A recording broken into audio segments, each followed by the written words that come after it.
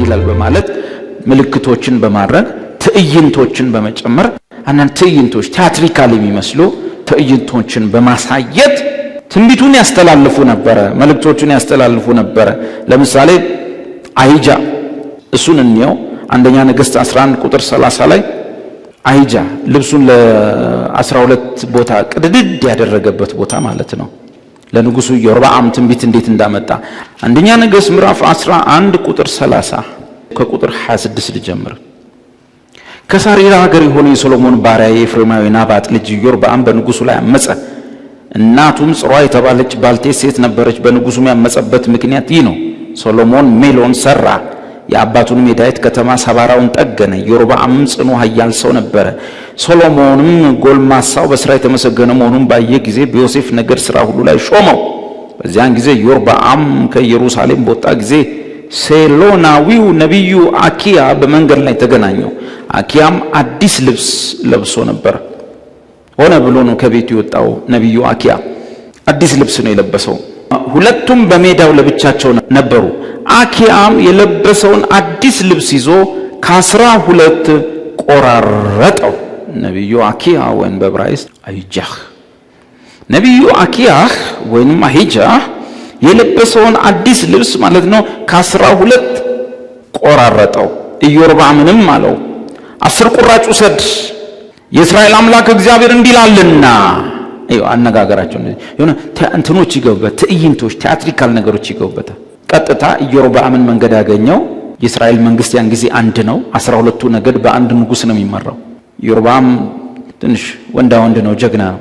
እና ነቢዩ አኪያ ወይም አሂጃ መንገድ ላይ ተገናኙ።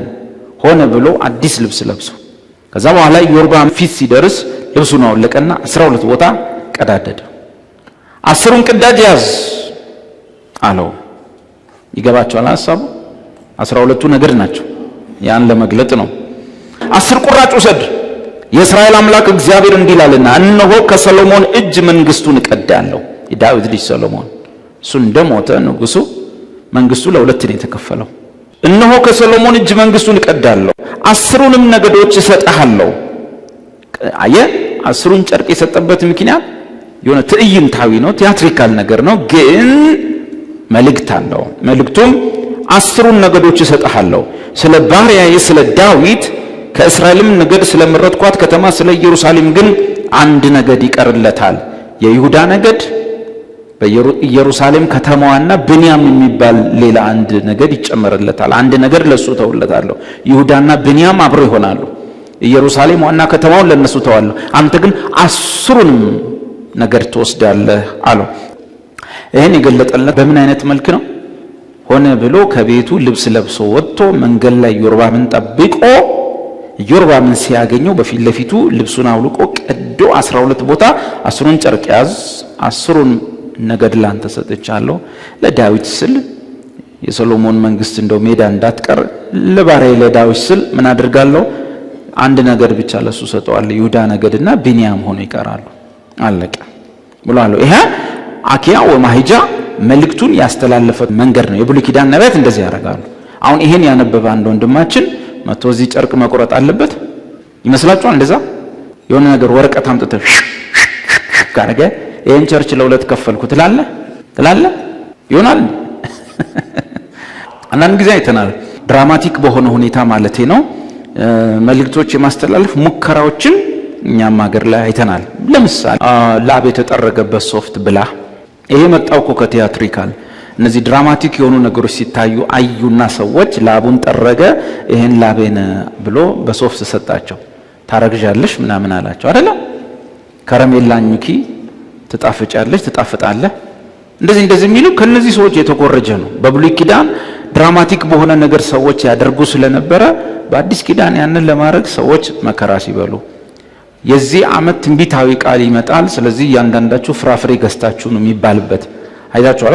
ፍራፍሬ ገዝታችሁ ነው፣ ትንቢታዊ አዋጅ ይወጣል፣ የመጣፈጥ ዓመት ነው። ከዛ በኋላ ፍራፍሬ ይመጣል፣ ይጸልያል። አሁን ብሉ ሃሌሉያ፣ ይሄን ዓመት ሙሉ ትጣፍጣላችሁ። እነዚህ ሁሉ ቲያትሪካል ነገሮች ሪሊ እግዚአብሔር ፍራፍሬ ገዝተ የቸርቹ አባል እንዲጣፍጡ አብላቸው ብሎ አይደለም። ሰዎቹ ግን እንደው እግዚአብሔር ይሄን ብሏል በስትል የቀደሙ ነቢያት ምን ነው ልብሳቸውን ይቀዱና እንዲያረጉ ነበር፣ የሆነ ነገር ያደርጉና የሆነ ነገር ይሉ የለምን ሊሉን ይችላሉ። ሌላ ለምሳሌ ኤልሳ ዮአስን ቀስት ሲያስፈነጠረው እዩ። ሁለተኛ ነገሥት ነው ሳለ ሁለተኛ ነገሥት 13 ቁጥር 15ን እስቲዩ ኤልሳ ምን እንዳደረገ። እነዚህን ታሪኮች አልፎ አልፎ ማየቱ የሚጠቅመን ለመሰላችሁ በጣም አጥርተን የአዲስ ኪዳኑ ትንቢት ትንሽ ልዩነት እንዳለው እንድናስተውል ይረዳናል። ልዩነት እንዳለው እንድናስተውል ይረዳናል። እየተረዳችሁኝ ነው? ይሄ ማለት እግዚአብሔር በውስጣችሁ የሆነ ነገር እንድታደርጉ የሆነ ድራማቲክ ነገር በሆነ ሁኔታ ትንቢት እንድትገልጡ ውስጣችሁ እውነት ከሞላ አድርጉት። ግን ግድ ነው ብላችሁ የድሮ ነቢያት እንዲያደርገዋልና ትንቢቴን በተናገርኩ ቁጥር የሆነ ድራማ ሰርቼ ነው ግን አትበሉ። ይመጣል፣ ውስጥ የሆነ ነገር ይመጣል፣ የሆነ ነገር እንድታደርጉ ይመጣል። ያንን ማድረግ ክፋት የለውም። እንደምትረዱኝ ተስፋ አድርጋለሁ። ሁለተኛ ነገሥት ምዕራፍ 13 ቁጥር 15 ኤልሳዕም በሚሞትበት በሽታ ታመመ። ያው ትምህርት ይሰጠናል፣ ነብይም ይታመማል የሚለውን አይሰጠንም? ታመማል። ኤልሳዕን የሚያክል ነብይ እንኳን የሞተው በበሽታ ነው። በሚሞትበት በሽታ ታመመ። የእስራኤልም ንጉሥ ዮአስ ወደ እርሱ ወርዶ በፊቱ አለቀሰና አባቴ ሆይ የእስራኤል ሰረገላና ፈረሰኞች አለ። ባጭሩ እግዚአብሔር ነው በነቢያቱ በኩል አገር ይመራ የነበረው፣ ጦር ይመራ የነበረው ማለት በቃ የእስራኤል ኃይል እግዚአብሔር ነው ለማለት ነው። ኤልሳ ታሞ ተኝቶ ምን አረገ? ቀስትና ፍላጻዎች ውሰድ አለው። ቀስት ማለት ደጋኑ ማለት ሲያስፈነጥሩ ደጋኑ ቀስት ይባላል። ቀስት የሚሄደው ሳይሆን ደጋን የምንለው ነው። እሱ ቀስት ይባላል። ማስፈንጠሪያው የሚወረወሩት ደግሞ ምን ይባላሉ? ፍላጻ ይባላሉ። አንዳንድ ጊዜ ሰው ሹሉን ነው ቀስት የሚለው ብዬ ነው። ቀስት ራሱ ቀስተ ደመና እንዲከርቭድ ማለት ነው። ቀስት ሲባል እንዲከርቭ የሆነ ግማሽ ክብ ማለት ነው። እና ቀስት ያዝ፣ ፍላጻዎችን ያዝ አለው፣ ውሰድ አለው። ቀስቱንና ፍላጻዎቹንም ወሰደ። ይሄ እንግዲህ ንጉሥ ዮአስ ነው። ማን ነው የሚያዘው? ነቢዩ ኤልሳ ወሰደ። የእስራኤልን ንጉሥ እጅህን በቀስቱ ላይ ጫን አለው። እንደዚህ ያዘ፣ እጁንም ጫነበት። ኤልሳም እጁን በንጉሡ እጅ ላይ ጭኖ አሁን ምን አረገ? በል ቀስቱን ያዝ አለው። ዮአስ ቀስቱን ሲይዝ ኤልሳ መጣና የዮአስ እጅ ላይ እጁን አስቀመጠ። ኤልሳ የሚወክለው ማንን ነው? የሰማዩን የያህዌህን ኃይል ነው የሚወክለው። ባጭሩ የእግዚአብሔር ኃይል ከማን ጋር ነው? ከንጉሱ ጋር እንዲሆን ሰማይ ይተባበራል፣ ይስማማል። ቀስቱን አብረው ለሁለት ያዙት። እጁን በእጁ ላይ አደረገ፣ እጁንም ጫነበት። ኤልሳም እጁን በንጉሱ እጅ ላይ ጭኖ የምስራቁን መስኮት ክፈት አለ። ልክ በምስራቅ በኩል ሲከፍት ያለው አገር የጠላቶቻቸው አገር አቅጣጫ ከዛ ነው ብዙ ጊዜ ጠላት እየመጣ የሚያጠቃቸው። የምስራቁን መስኮት ክፈት አለ። ከፈተውም። ኤልሳም ወርውር አለ። ፍላጻው ማለት ነው። ወረወረው። እርሱም ኤልሳ ማለት ነው የእግዚአብሔር መድኃኒት ፍላጻ ነው፣ በሶርያ ላይ የመድኃኒት ፍላጻ ነው፣ እስክታጠፋቸው ድረስ ሶርያውያንን በአፌቅ ትመታለህ አለ። አሁን አንድ ሀገር እዚሁ አለቀ በጦርነት ባጭሩ። ከዚህ በኋላ ሶርያ የሚባለው መጥቶ ሊያጠቃ አይችልም። ጭራሽ ታጠፋቸዋል። በመስኮት ነው፣ በምስራቅ በኩል ወረወረ። አሁን ቀጥሉ ቁጥር 18 ደግሞም ፍላጻዎቹን ውሰድ አለው። ወሰዳቸው። የእስራኤልን ንጉሥ ምድሩን ምታው አለ። ምድሩን ማለት ነው ታች። ሰውየው 3 ጊዜ መጥቶ ቆመ። የእግዚአብሔር ሰው ተቆጥቶ 5 ወይም 6 ጊዜ መጥተው ኖሮ ሶርያን እስክታጠፋው ድረስ በመታው ነበር። ዛሬ ሶርያ የሚባል ሀገር ባልኖረ ነበር። አሁን ግን 3 ጊዜ ብቻ ሶርያን ትመታለህ አለ። አሁን ኤልሳ ያዘዘው ነገር ምንድነው? ቀስትን ያዝና አንድ ወርውር አለው።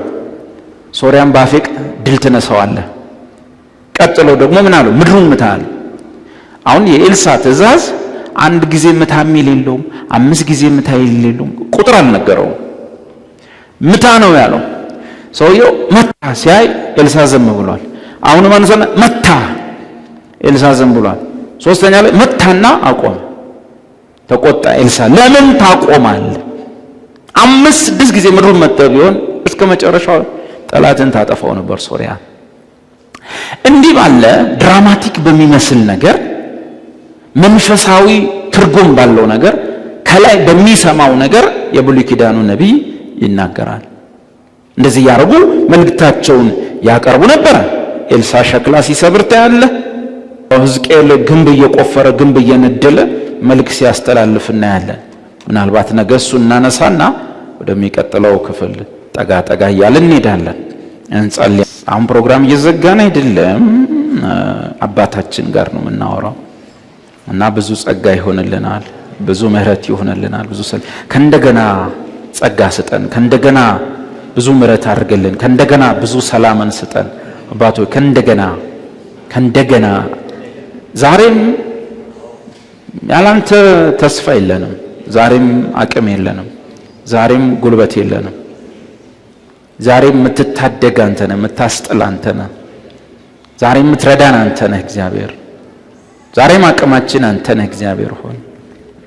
ዛሬም ካምናው ከካቻምናው ከባለፉት ዓመታት ይልቅ ያንተ ብዙ ምሕረት ያስፈልገናል፣ ብዙ ጸጋ ያስፈልገናል። ዛሬም ጥገኞች ነን፣ ዛሬም በእርዳታ ስር ነን፣ ዛሬም ፊትን እንሻለን። አቅማችን አንተ ነህ፣ አቅማችን አንተ ነህ፣ ጉልበታችን አንተ ነህ። ዛሬም ከዘመኑ የሚበልጠው ጸጋ፣ ከክፋቱ የሚበልጠው ጸጋ፣ በዚህ ዘመን ካለው ጭካኔ ሁሉ የሚበልጠው ጸጋ፣ ከክፋት ሁሉ የሚበልጠው ጸጋ በክርስቶስ ኢየሱስ ለኛ ይታደል ዘንድ ለኛ ይበዛ ዘንድ የተፈቀደው ጸጋ፣ ዓለምን የሚያሸንፈው ጸጋ፣ ቀድሞ የሚደርሰው ጸጋ ዛሬም ያስፈልገናል። አባት ሆይ ያስፈልገናል። በጸጋ ላይ ጸጋ እንፈልጋለን። ለመኖር፣ ለመውጣት፣ ለመግባት፣ ለአቅም፣ ለጤና፣ ለቤተሰብ፣ በቅርብ ለሩቅ ላሉት ሁሉ ልባችንን የሚጠብቅ ጸጋ፣ ልባችንን የሚጠብቅ ምሕረት ያስፈልገናል። እግዚአብሔር ከበፊት ይልቅ ዛሬ ያንተ ጥገኛ ነኝ። ከበፊት ይልቅ ዛሬ ያንተ ለማኝ ነኝ። ከበፊት ይልቅ ዛሬ ያንተ ተደጋፊ ነኝ። ከበፊት ይልቅ ዛሬ ታስፈልገናለህ። ከትናንት ይልቅ ታስፈልገናለህ። ረዳታችን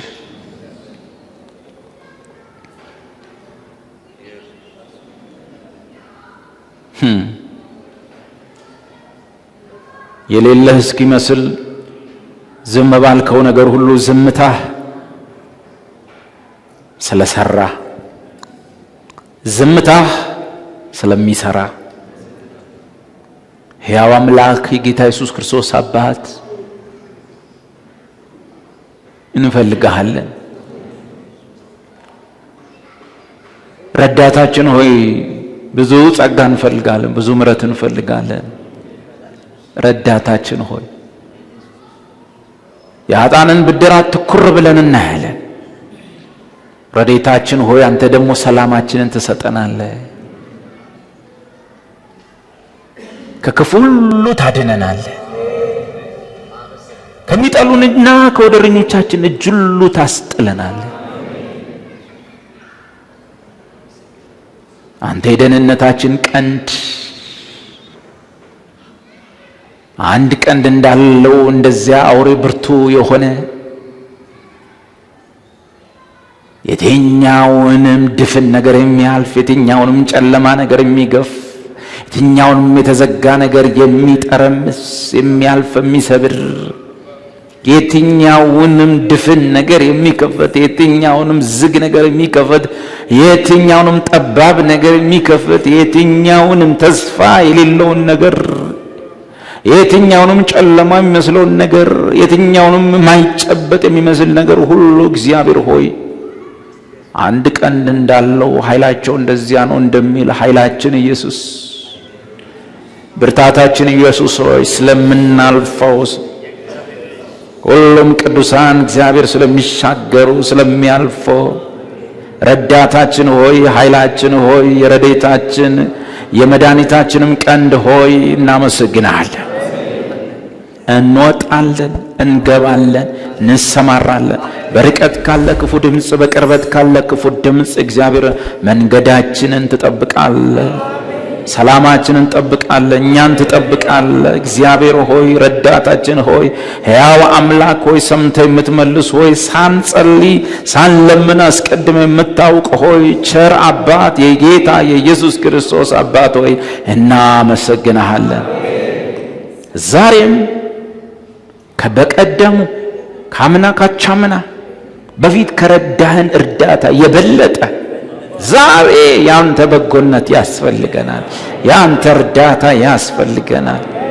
ዛሬም እግዚአብሔር በእግሮቻችን አልቆምንም። እግዚአብሔር ዛሬም እግዚአብሔር በክንዳችን አልተማመንም። እግዚአብሔር ዛሬም በማስተዋላችን አልተደገፍንም። እግዚአብሔር ሆይ ረዳታችን ሆይ የፈጠርከን ዳግመም የወለድከን ሆይ ያሻገርከን ሆይ ያገዝከን ሆይ ያኖርከን ሆይ በእድሜያችን እኩሌታ እንዳንሞት የጠበቅከን ሆይ ከረጋሚዎች አፍ እግዚአብሔር የሸፈንከን ሆይ ከርግማናቸው ቃል የደበቅከን እግዚአብሔር በሰንጣቃው ዓለት ውስጥ የሰወርከን አምላካችን እግዚአብሔር ድምፃቸውን በሩቅ ሰምተን ያለፈ እግዚአብሔር ሆይ ስንወጣ ምንም ያላየን እግዚአብሔር ሆይ እንዳልተፈጸመ የሆነልን እግዚአብሔር ሆይ እንዳልተደገመብን የሆነን እግዚአብሔር ሆይ እንዳልተሟረተብን የሆነን እግዚአብሔር ሆይ የሸፈንከን የከለልከን ጥላችንን ኢየሱስን የሰጠህን መጋረጃችንን ኢየሱስን የሰጠህን ሆይ ደግ ሆይ ቸር ሆይ ተመስገን።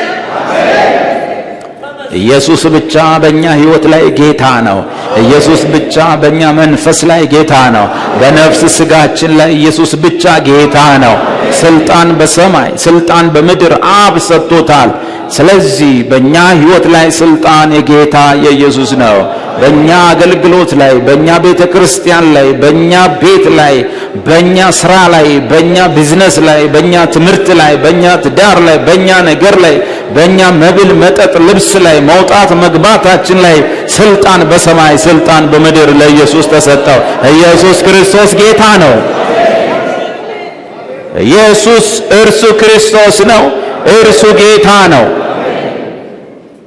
ስልጣን ያንተ፣ ኃይል ያንተ፣ ማድረግ ያንተ። ታንክ ዩ ጂሰስ። ልባችንን ሁሉ የጠበቅልን እግዚአብሔር ሆይ ነገሮችን ሁሉ አይተን እንዳናየን ያደረግከን ሰምተን እንዳልሰማ ያደረግከን እግዚአብሔር ሆይ ከጉዳት ሁሉ የጠበቅከን ከግፍ ሁሉ የጠበቅከን ከአደጋ ሁሉ የጠበቅከን ከመሰነካከል ሁሉ የጠበቅከን እግዚአብሔር ሆይ እኛን ባጽናናበት ማጽናናት ሌሎችን ለማጽናናት ያተረፍከን እግዚአብሔር ሆይ አምላካችን ሆይ ለኛ ብቻ ሳይሆን ለሰው እንድንኖር የረዳህን ያስተማርከን መለኮት ሆይ እናመሰግናለን። ስለበዛው ጸጋ እናመሰግናለን። ለወንድሞቼ ስለበዛ ጸጋ ተመስገን። ስለተትረፈረፈው ጸጋ ተመስገን። ለሌላ ስለተረፉ ተመስገን። ለሌላ ስለሆነላቸው ተመስገን። አሁንም እንደዚያ ይሆን፣ አሁንም እንደዚያ ይሁን። የሚበዛ ይሁን፣ የሚተርፍ ይሁን።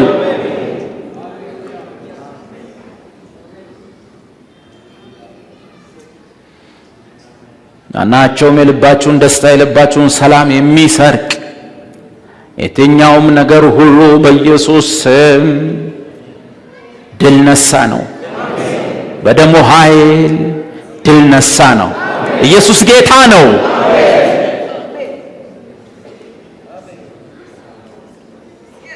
በሰላማችን ላይ ኢየሱስ ጌታ ነው። በሐሳባችን ላይ ኢየሱስ ጌታ ነው።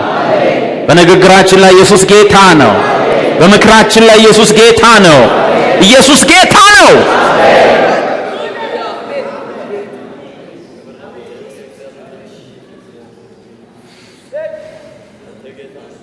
በአንተ ላይ ብቻ እንደገፋለን።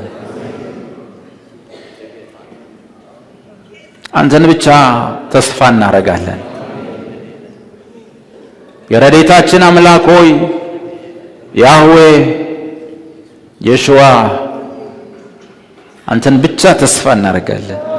ከግራም አናይም ከቀኝም አናይም። የረዳህን ሆይ ኃይሌ አንተ ነው፣ ብርታቴ አንተ ነው፣ ጉልበቴ አንተ ነው፣ አቅሜ አንተ ነው፣ ስልጣኔ አንተ ነው። ኃይሌ አንተ ነው፣ አቅሜ አንተ ነው፣ ስልጣኔ አንተ ነው፣ ጉልበቴ አንተ ነው፣ ብርታቴ አንተ ነው። ረዳታችን ሆይ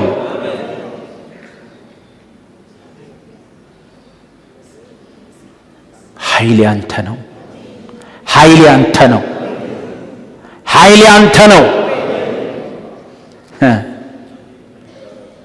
ሳቅ የሰጠህን፣ ችግር ላይ እንድንስቅ የረዳህን፣ ክፉ ድምፆች ላይ እንድንስቅ የረዳህን፣ ሳናዝንበት ነገር ላይ ሰውን ልቡን በሚሰብር ነገር ላይ ፈገግታ የሰጠህን፣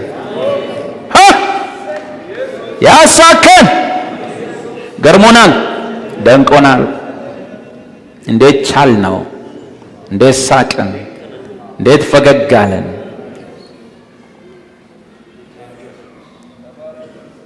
በስብራታችን ስንስቅ፣ በሐዘናችን ስንስቅ፣ በፍርሃታችን ስንስቅ፣ በእርግማናቸው ስንስቅ፣ በአንተ ላይ ውሸት ሲናገሩ ስንስቅ፣ እንዴት ሆነ አባት ሆይ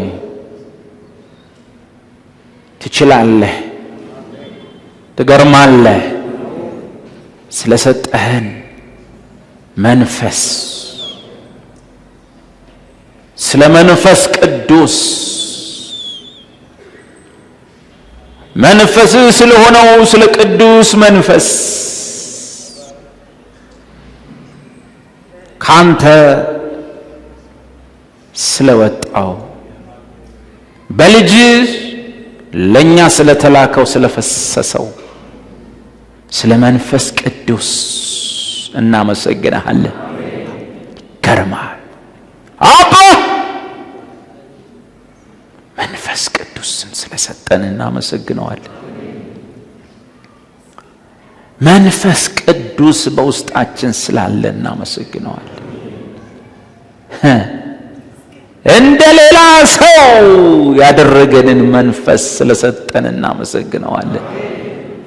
ዓይናችንን ስለቀየረው፣ አእምሮአችንን ስለቀየረው፣ ትርጉማችንን ስለቀየረው፣ ማንነት ስለሆነው፣ ወዳጅ ጓደኛ፣ መሪ አስተማሪ ስለሆነው መንፈስ ቅዱስ እናመሰግናለን። አባ መንፈስ ቅዱስ በእኛ ውስጥ ስላስቀመጥከው፣ በእኛ ውስጥ ስለኖረ እናመሰግናለን። ዓይናችንን ቀየረው፣ መስሚያችንን ቀየረው፣ ንግግራችንን ቀየረው። ግሩም መሪ ሰጠን፣ ግሩም አመልካች፣ ግሩም ጠቋሚ፣ ጥበብን ሞላን፣ ማስተዋልን ሰጠን። ታንኪዩ ኦ ሎርድ ጂሰስ። መንፈስ ቅዱስን ስለሰጠህ እናመሰግናለን። እውነት ነው፣ ብቻችንን ስላልተውከን እናመሰግናለን። ብቻችሁን አልተዋችሁም ያልከው እውነት ነው። እናመሰግናለን። ነገራችንን ሁሉ ስለቀያየረው፣ ከሰው በተቃራኒ ስላስኬደን፣ ከሰው ሐሳብ በስተግራ ስላስኬደን፣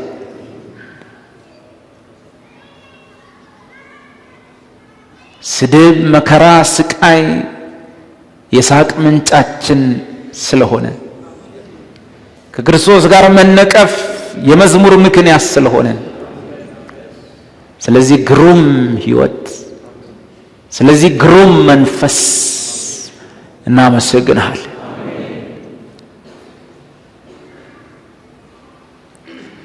ግሩም ኃይል፣ ግሩም ኃይል፣ የመንፈስ ቅዱስ ኃይል አሁንም ይሰራል፣ አሁንም ይሰራል። ግሩም ኃይል፣ ግሩም ኃይል የመንፈስ ቅዱስ ኃይል አሁንም ይሰራል። ግሩም ኃይል የመንፈስ ቅዱስ ኃይል አሁንም ይሰራል። ግሩም ኃይል የመንፈስ ቅዱስ ኃይል አሁንም ይሰራል። በእያንዳንዶች ወንዶችና ሴቶች ልጆች ውስጥ ስላለው ስለ ቅዱሱ መንፈስ ስለ ሥላሴ አንዱ አካል አመሰግንሃለሁ። ያሻነውን እንዳንኖር ያሻህን እንድንኖር ያስገደደን መንፈስ እናመሰግንሃለን። ያኖረን መንፈስ ጥያቄ በጥያቄ እስክንሆን ድረስ ስለመራን መንፈስ ባልተመለሱ ጥያቄዎች ያኖረን ስላለው መንፈስ ስለ ግሩም መንፈስ ስለ ቅዱስ መንፈስ በመንፈስህ አማኑኤል ስለሆነልን በመንፈስህ እግዚአብሔር ከኛ ጋር ስለሆንክ ስለሚታወቀ በተቃራኒ ስላስኬድከን በሰፊው መንገድ ሳይሆን በጠባቡ ላይ ስላስኬድከን ብዙዎች በሚሄዱበት ሳይሆን ጥቂቶች በሚጓዙበት ላይ ስላስኬድከን ስለ ደጋፊያችን ስለ መካሪያችን ስለ አጽናኛችን ስለ ቅዱሱ መንፈስ እግዚአብሔር ከልጅ ሞትና ትንሣኤ በኋላ ለሕይወት ሥርዓት የተሰጠን ከሁሉም ስለሚበልጠው ስለ መንፈስ ቅዱስ ስጦታ አመሰግናለሁ። ከበዛልን ጤና ይልቅ ከሰጠህን ቁስ ይልቅ ከመውጣት መግባታችን ይበልጥ ያለ ሰው ብቸኛ እንዳንሆን ያለ መሪ መንገድ እንዳይጠፋን ስለሰጠህን መንፈስ ባይተዋር እንዳንሆን ስለሰጠህን መንፈስ ስለሚያወራን መንፈስ ስለሚመራን መንፈስ ጥበብ ስለሚሰጠን መንፈስ አቅጣጫ ስለሚሰጠን መንፈስ አወቅነው አላወቅነው ድምፅህን በውስጣችን ስለምሰጥበት ቅዱስ መንፈስ አመሰግንሃለሁ። ሁላችሁም እግዚአብሔር ከእርሱ የወጣውን የላከውን መንፈስ እሄዳለሁ እኔም ጠይቀዋለሁ ከአብ የሚወጣ የእውነት መንፈስ ወደ እናንተ ይመጣል ብሎ ይነገረን ሁላችሁም ከየትኛውም በምድር ከሰጠን ነገር ይልቅ ከሰማይ የመጣው መንፈስን ስለሰጠን ዛሬ አመስግኑ። መንፈስ ቅዱስ በውስጣችሁ ስላለ አብን አመስግኑት። የራስህን መንፈስ ላክልኝ፣ ካንተ የወጣው እኔ ውስጥ ገባ። አመሰግንሃለሁ። ባይተዋር አይደለሁም፣ ብቻዬን እያለሁ ብቸኛ አይደለሁም። በመንፈስ በኩል አማኑኤል ሆኖልኛል በሉ። ስለ መንፈስ ቅዱስ አመሰግናለሁ። ስለ ሰጠኝ መንፈስ ቅዱስ አመሰግናለሁ። ሃሌሉያ።